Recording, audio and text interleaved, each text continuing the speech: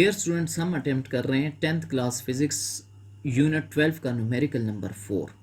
इसमें हम angle of refraction find out करेंगे दो केसेस के लिए, एयर टू वाटर केस और फिर वाटर टू एयर केस के लिए। तो पहले डेटा कलेक्ट कर लेते हैं।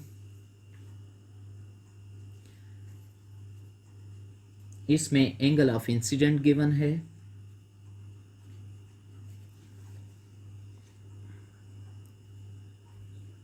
इसको हम लिख सकते हैं angle I is equal to 46 degree. इसके अलावा refractive index of water given है और रिफ्रैक्टिव इंडेक्स ऑफ एयर, तो हम दोनों लिख लेते हैं। रिफ्रैक्टिव इंडेक्स ऑफ वाटर, इसको हम लिख सकते हैं n सबस्क्रिप्ट w करके 1.33, जबकि रिफ्रैक्टिव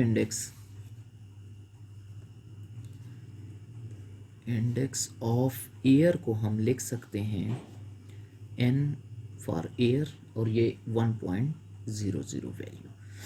अब रिक्वायर्ड वैल्यूज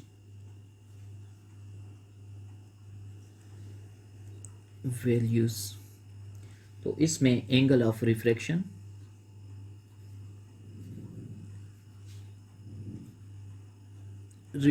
हम फाइंड आउट करने जा रहे हैं एंगल R इन केस जब ये हमारे पास एयर टू वाटर हो, मींस पार्ट फर्स्ट।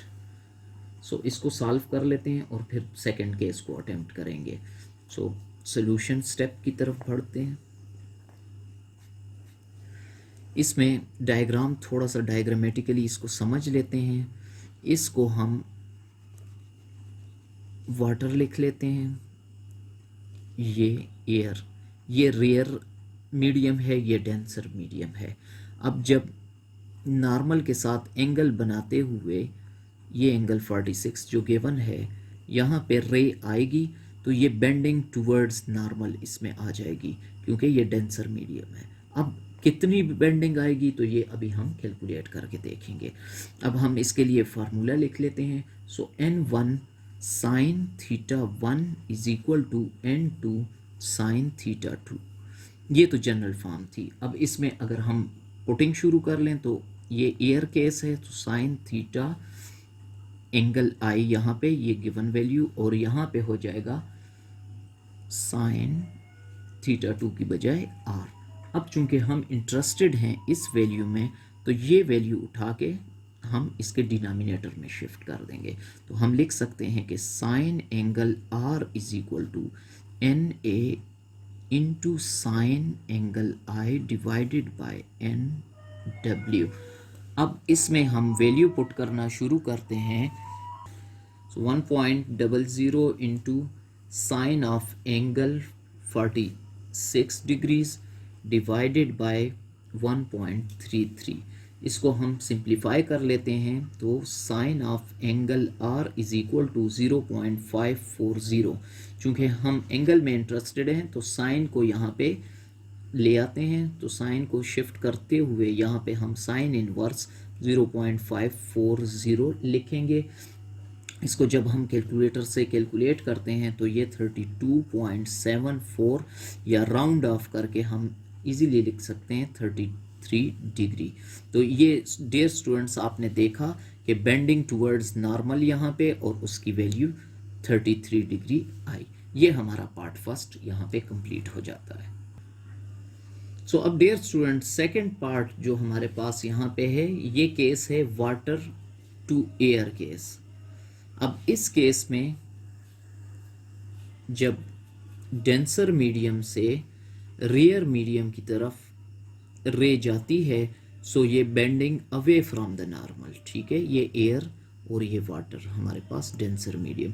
यहाँ पे इस दफ़ा एंगल हम ले रहे हैं 46 डिग्री, तो हम देखते हैं कि bending away from the normal कितना ज़्यादा हो जाता है। सो फार्मूला हम लिखते हैं NW sine angle I is equal to NA sine angle R। अब हम चूंकि इंटरेस्टेड इसमें हैं तो ये NA उठा के इसके डिनोमिनेटर में डाल देंगे, तो sine angle R is equal to NW sine angle I by NA। Values डाल लेते हैं तो 1.33 into sine of angle 46 degrees divided by 1.00, तो sine of angle R is equal to 0.956।